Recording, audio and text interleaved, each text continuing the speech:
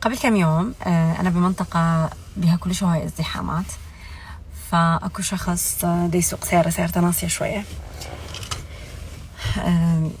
هو كانت ازدحامات فراد يفلت، راد يجي على اليسار، هو دا يمشي يمي، فشوية هيك قبلي بنص متر راد يجي على اليسار، فأني ما حط إشارات، ما أعرف إنه يريد، ما شفته أصلا، ما انتبهت له، بس شفت هيك خشم السيارة صار هنا، فأني ما اهتميت بصراحة، كملت. هو خاف، سيارتي عالية فخاف، ما اهتميت، كملت.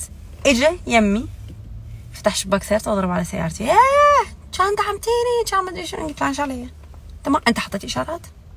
اي قال لي واذا ما حطيت اشارات يا شنو هشبيها هاي لا ما بيها. قلت له الموضوع بسيط، حط اشارات، افهم انه انت تريد تروح على اليسار، انطيك مجال تروح على اليسار، ما عندي مشكله بالنهايه، بس يعني انا شلون تريدني اتصرف وياك من انت ما حاطط اشاره؟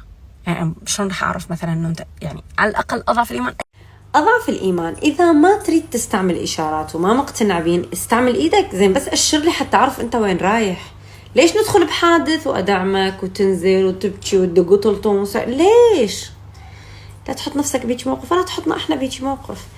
ماكو داعي توقف بنص الشارع فجأة، ماكو داعي تطبق بكيفك، ماكو داعي ترجع بك بس على ما تروح على اليمين والناس كلها يعني ما أكو أشياء ما حلوة يعني، لا راح تفيدنا ولا راح تفيدك.